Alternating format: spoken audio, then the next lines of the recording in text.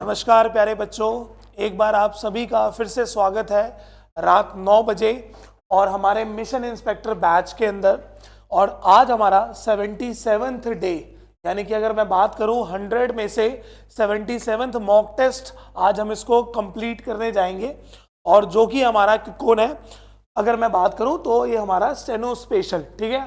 क्योंकि steno special के भी क्वेश्चंस हमारे ओवर नहीं हुए हैं, मेरे ख्याल से अभी 2 या 3 क्लासेस आपको और स्टेनो के क्वेश्चंस की जरूर मिलेगी, ठीक है।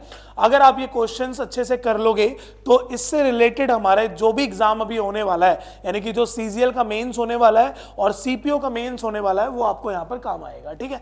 चलिए आगे कंटिन्यू करते हैं, फर्स्ट सेंटेंस से शुरुआत करते हैं।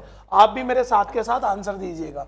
क्वेश्चन क्या लिखा हुआ है कि identify the error in the given sentence and select the correct sentence from the given options. यानी कि जो स्टेटमेंट है आपके पास वो आपको बताना है कि इसमें किस पोर्शन में हमारे पास गलती हो सकती है।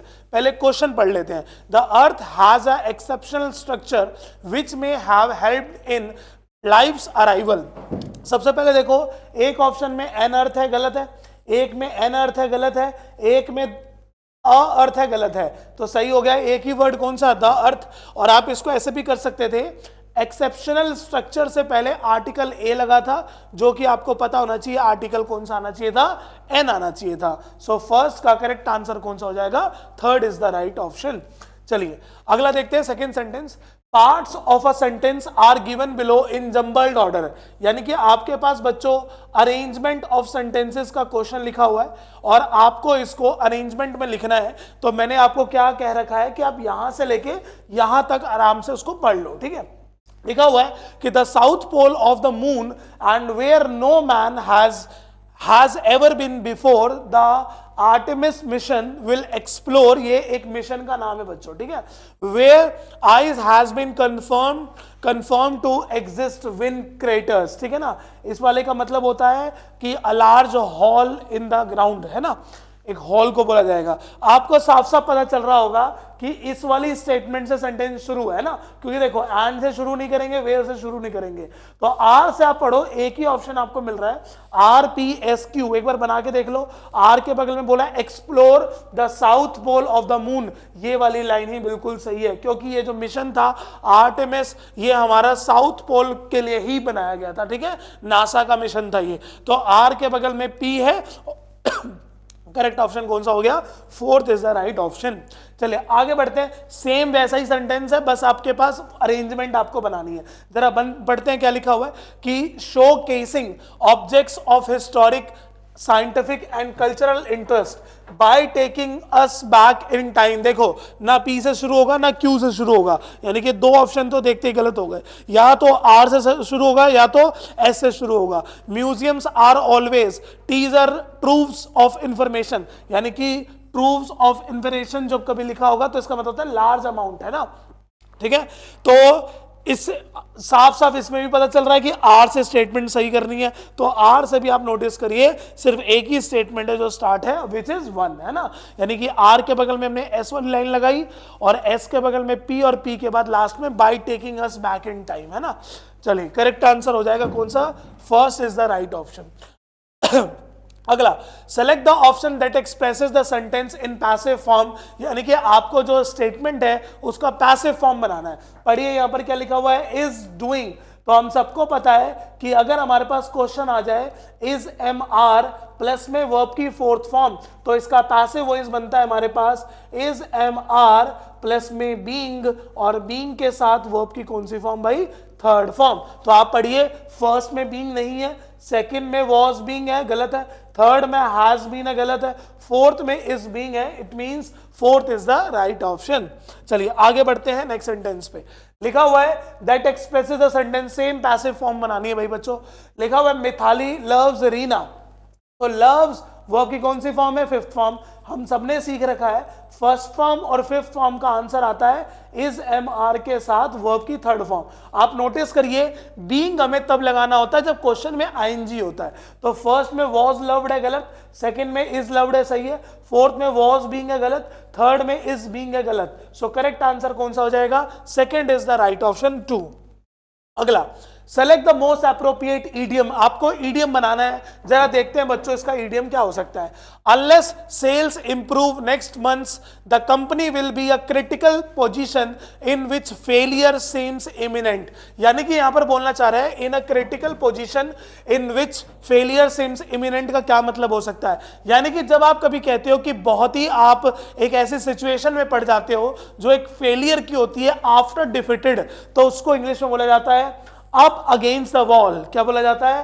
Up against the wall. एक ऐसा पर्सन जो किसी से हार जाता है और उस सिचुएशन में अपने आप को पाता है, तो उसके लिए बोला जाता है in a critical position in a failure seems imminent, यानी कि जल्द से जल्द उससे बाहर आ जाना।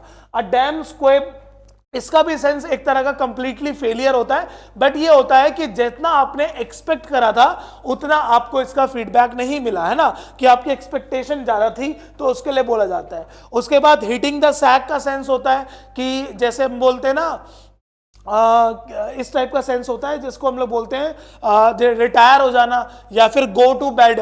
ठीक है, लिखते रहना भाई ये सारे वर्ड, रिटायर हो जाना या फिर गो टू बेड, इसका सेंस बोलता है। अ मेयर्स नेस्ट होता है अ रॉन्ग मिस्ट्री इल्यूजन, जो भ्रमित चीजें होती है उसके लिए अ मेयर्स नेस्ट होता है। तो चारों के चारों आपको ईडियम आपको आने चाहिए।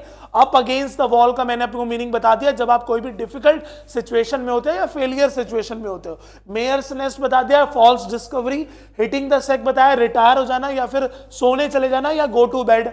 और अ डैम स्क्वेब का मतलब होता है जितना आपने सोचा उतना आपका नहीं आया, तो वहां पे बोला जाता है अ डैम स्क्वेब। ठीक है, अगला online shopping refers to purchasing, fill in the blanks. बच्चों देखते हैं क्या है। Goods available on the world wide web www, you have different websites which have a huge dash of products that you can choose from. assessment, assortment, appraisal और assignment। ऐसे appraisal होता है notification, क्या होता है ये? नोटिफिकेशन। तो ये तो सेंस होगा नहीं, और आप पढ़ के देखो चारों ऑप्शन आपको पढ़ के पता चलेगा यही थोड़ा सा अलग लग रहा है ना।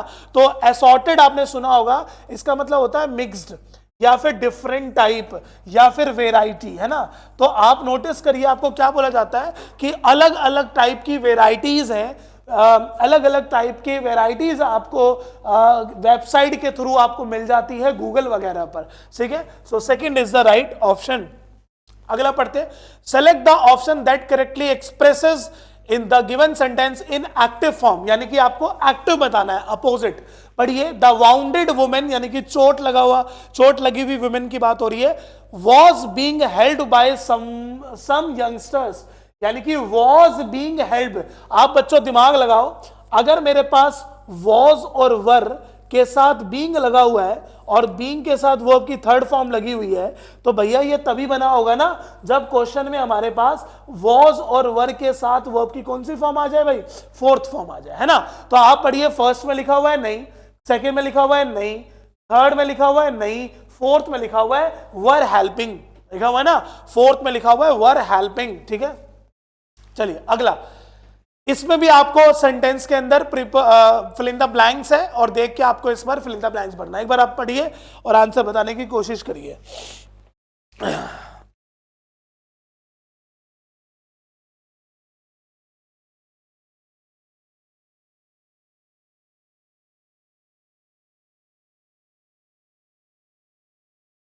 आया भाई, आंसर आया? पढ़ो एक बार इस स्टेटमेंट क्या है। It is terrible that education systems all over the world are being held in captivity due to poverty both at the governmental and family levels, despite the fact that education is claimed to be so important for human program and the dash of global economics। तो पढ़ो भाई sentence का क्या sense है। Negative तो नहीं बनाना, devastation का sense किसमें होता है? तबाही के सेंस में होता नहीं होगा। एब्रोगेशन का भी कोई सेंस नहीं है, इसका रीअपील के लिए होता है। और डिसमेंटिंग का भी कोई सेंस नहीं होता, अलग अलग कर देने को बोला जाता है। जैसे मशीन के पार्ट जब हम लोग अलग अलग करते हैं ना, तो जब आपने एक बार रिवाइटल वर्ड सुना है, तो रिवाइटल से ही रिवाइटलाइजेशन का यूज करा गया। ठीक है, तो रिवाइटल से आप क्या बोलते हो? पुनर्जीवित, यानी कि दोबारा उस चीज को क्या बना देना? मच स्ट्रॉन्गर बना देना। ठीक है, तो सेंटेंस का सेंस क्या हो जाएगा? Human progress and the revitalisation of global economics, बिल्कुल सही है, first is the right option. बाकियों का भी मीनिंग लिख लेना भाई। अगला, select the option that expresses the given sentence in direct speech, यानी कि आपके पास जो भी स्टेटमेंट लिखी है उसका आपको डायरेक्ट स्पीच बनाना है। पढ़ो कि she asked me why I was not eating. सबसे पहले आप पढ़िए यहां पर क्या लिखा हुआ है, आई, तो उल्टा बनाते समय एग्जैक्ट आई नहीं आएगा, तो पहले में यू है, बिल्कुल सही, दूसरे में आई है, गलत है, तीसरे में ही है, बिल्कुल सही है। अब आप देखो इन तीनों में क्या डिफरेंस है। इन तीनों में हमारे पास फर्स्ट में और सेकंड में, अच्छा यहां पर क्या लिखा था, वॉज नॉट, है ना, क्या लिखा हुआ है, वॉज नॉट ईटिंग। तो क्वेश्चन में हमारे पास क्या होगा भाई, इज एम आर के साथ, इज एम आर के साथ नॉट प्लस में V4, तो पहले में डोंट लगा हुआ है, गलत है। इसमें हमारे पास इज ही है और हमारे पास यहां पर बच्चों लिखा हुआ है कौन सा, मी, तो मी का सब्जेक्ट आई। देखो जो ऑब्जेक्ट होता है ना उसके अकॉर्डिंग चेंज किया जाता है, तो जो ऑब्जेक्ट है वो है मी और मी का सब्जेक्ट कौन होता है भाई, यू, तो करेक्ट आंसर कौन सा हो जाएगा, third, why are you not eating. समझ में आई भाई बात, ही हमने क्यों नहीं लगाया, क्योंकि ऑब्जेक्ट पढ़िए क्या लिखा हुआ है, मी।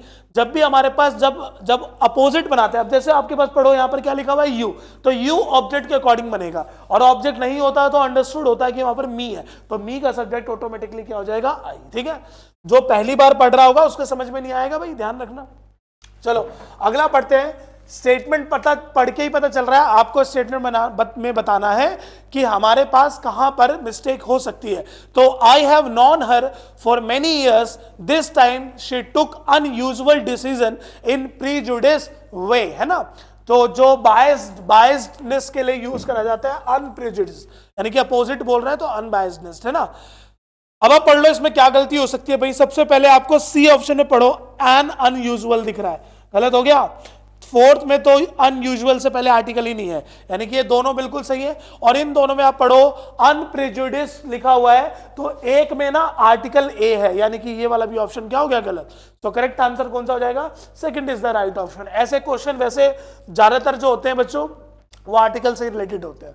अगला, which of the following sentence is in the past continuous tense. तो आप सबने सुना हुआ है पास्ट कॉन्टिन्यूअस टेंस का बच्चों फॉर्मेट क्या होता है कि वॉज और वर के साथ वर्ब की फोर्थ फॉर्म, पहले में नहीं है, सेकंड में नहीं है, थर्ड में नहीं है, फोर्थ में है भाई, तो आंसर हो जाएगा वर वॉचिंग, आंसर हो जाएगा वर वॉचिंग। अगला देखते हैं, select the option that expresses the given sentence in active form. इसका एक्टिव फॉर्म बनाना है। लिखा हुआ है डिवोशनल सॉन्ग्स आर संग सुपरबली बाय शास्त्री, आर संग, यानी कि इज एम आर के बाद V3, तो इज एम आर के बाद अगर V3 होता है भाई तो ये तभी होता है जब क्वेश्चन में V1 और V5 होता है। अब आप पढ़ो, पहले में लिखा हुआ है सिंग्स, बिल्कुल सही है, दूसरे में इज सिंगिंग गलत, तीसरे में हैज बीन गलत, फोर्थ में हैज गलत। सो करेक्ट आंसर कौन सा हो जाएगा, first is the right option. चलिए आगे बढ़ते हैं, क्या लिखा हुआ है, select the most appropriate option to fill in the blanks. Fill in the blanks बोलना है, I am dash busy, few quietly या फिर कीप क्वाइट, है ना। आप पढ़ो, यहां पर हमारे पास ये एडजेक्टिव है, तो यानी कि हमारे पास यहां पर क्या आना चाहिए बच्चों, एडवर्ब, और आपको पता है क्वाइट का सेंस होता है 100%, बिल्कुल होता है ना कि मैं बहुत ज्यादा बिजी हूं तो आई एम क्वाइट बिजी। ठीक है, second is the right option. अगला पढ़ते हैं, क्या लिखा हुआ है, select the option that expresses the given sentence in active form. Active form बनाना है, पढ़ो, the selected group of activist had been invited by the minister before the announcement of the strike। तो had been invited बच्चों ये तभी बना होगा ना जब क्वेश्चन में had के बाद V3 होगा, तो जब had के बाद V3 होगा ना तो आप पढ़ो, पहले ऑप्शन में नहीं है हमारे पास, सेकंड में है, थर्ड में नहीं है, फोर्थ में भी नहीं है, तो करेक्ट आंसर कौन सा हो जाएगा, second is the right option. ठीक है, चलिए आगे पढ़ते हैं, next sentence, select the option that expresses the given sentence in active form। I am not forced to study hard by my parents। I am not forced, तो question में क्या बना होगा बच्चों, V1 और V5, और इसका आपको इंटेरोगेशन बनाना है तो क्वेश्चन में बनेगा डू और डज। तो पहले में पढ़ो, लिखा हुआ है डिड, सेकेंड में लिखा हुआ है विल, थर्ड में लिखा हुआ है डू, फोर्थ में लिखा हुआ है आर, गलत। सो करेक्ट आंसर कौन सा हो जाएगा, third is the right option. ठीक है, अगला, select the option that expresses the given sentence in reported speech. पढ़ो क्या लिखा हुआ है, Raju said to Raghu stay back. Ordered लिखा हुआ है, हैड ऑर्डर्ड का कोई सेंस नहीं है, ऑर्डर्स का कोई सेंस नहीं है, खत्म हो गया भाई, एक ही से पता चल गया, Raju ordered Raghu to stay back. और वैसे भी ये आपके पास इंपैरेटिव सेंटेंस है, और इंपैरेटिव सेंटेंस से बच्चों एक बात का ध्यान रखना होता है कि जो भी हमारे पास इन्फिनेटिव विदाउट टू है उसका आंसर इन्फिनेटिव विद टू में दे दो। तो स्टे लिखा हुआ है तो आंसर हो जाएगा टू स्टे, है ना। अगला, select the option that expresses the given sentence in active form. Active form बना लेंगे इसमें। Some students are known to grow wise early, तो आर नॉन लिखा हुआ है तो एक्टिव बना लेंगे, तो आंसर नो में होगा या न्यूज में होगा, नो में होगा या फिर नोज में होगा, है ना। V1 और V5, तो पहले में लिखा हुआ है नोइंग, कोई सेंस नहीं है, दूसरे में नो सही है, तीसरे में भी नो सही है, फोर्थ में भी नो सही है। अच्छा, एक में लिखा हुआ है पीपल, एक में लिखा है फ्यू ऑफ अस, का कोई सेंस नहीं है, एक में लिखा हुआ है व्यू, और इसमें लिखा हुआ है ग्रो, ग्रू सेकेंड फॉर्म, ग्रू का कोई मतलब नहीं है यहाँ पर।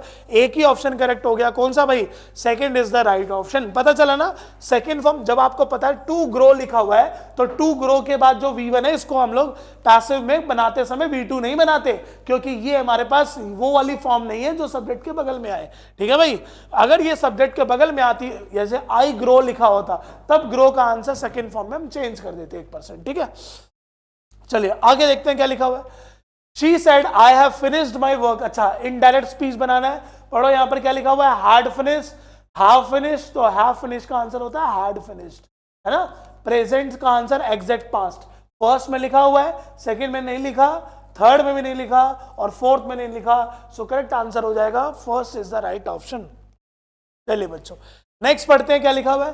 चार ऑप्शंस आपको दिख रहे हैं फिर से, तो हमें पता चल गया है कि हमें सेंटेंस की फिर से क्या करनी है भाई, अरेंजमेंट।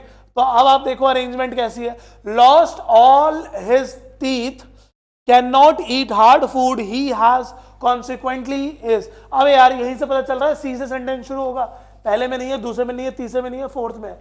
सी के बगल में लगा रहा है ए लगा रहा है कि ही हैज लॉस्ट, बिल्कुल सही है, हैज के बाद वर्ब की थर्ड फॉर्म में आती है, so fourth is the right option.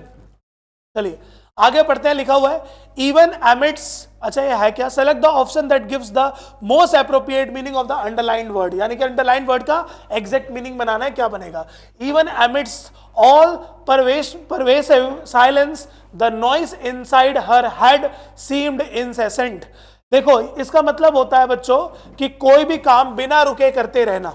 Incessant का क्या सेंस होता है कि कोई भी काम बिना रुके कर देना। सेंटेंस पढ़ो क्या लिखा है भाई, इरेगुलर इंटरवल्स का कोई सेंस नहीं है, टू कंटिन्यू विदाउट इंटरप्शन, यही हो गया ना कि बिना रुके कोई भी काम को करते रहना, to continue without any interruption, थोड़ा सा ध्यान रखेंगे। और ये वर्ड भी मैंने पहले मिशन इंस्पेक्टर की क्लास में जरूर पढ़ाया हुआ है, और देखो अब ये स्टेनोग्राफर के एग्जाम में आया, इसलिए मैं कह रहा हूं अगर ये सारे क्वेश्चंस पढ़ लोगे बहुत काम आएंगे बच्चों आपको।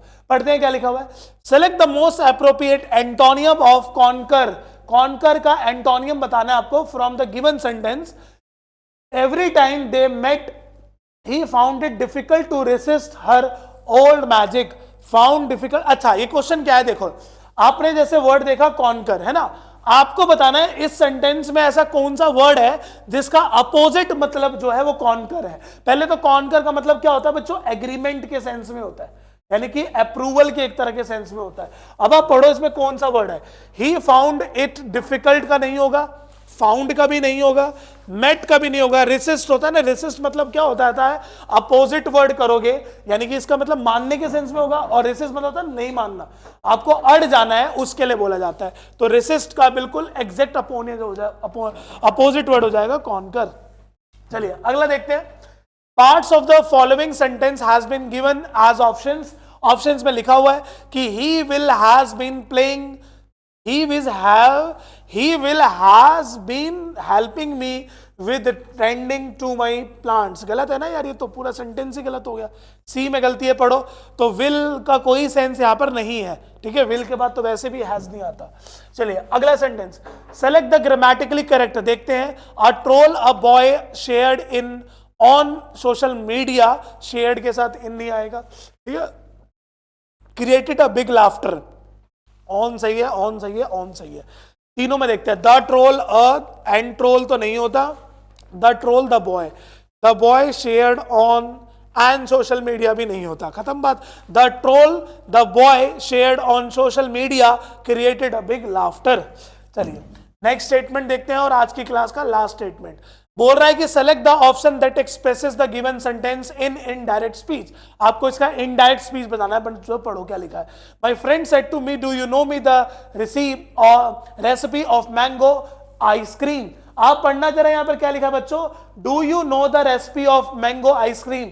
ये इंटेरोगेटिव है ना, आंसर किसमें आएगा, अफर्मेटिव। तो कौन से टेंस में है, प्रेजेंट इंडेफिनिट है, तो आंसर किसमें आएगा, पास्ट इंडेफिनिट का अफर्मेटिव। तो पास्ट इंडेफिनिट का अफर्मेटिव होता है वर्ब की सेकंड फॉर्म।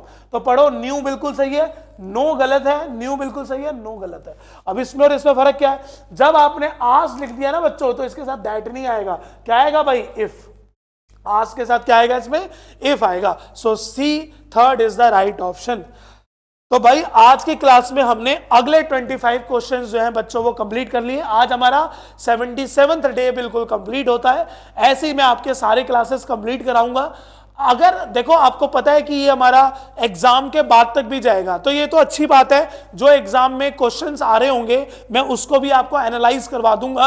हालांकि कोशिश करेंगे कि उससे पहले ही सारे के सारे मिशन इंस्पेक्टर के बैचेस के जो हमारे जितने भी हमारे मॉक टेस्ट है मैं उसको कंप्लीट करा दूं। बट मेरे कंप्लीट कराने से बच्चों कोई फायदा नहीं होगा अगर आप एक नोटबुक बना के अपने खुद के नोट्स नहीं बना रहे होगे। अगर नोट्स बनाते रहोगे तो आप खुद देखना आपको आगे जाके लाइफ में कितना काम आने वाला है। ठीक है, चलिए मिलते हैं नेक्स्ट क्लास में। जय हिंद, जय भारत, गुड नाइट एवरीवन।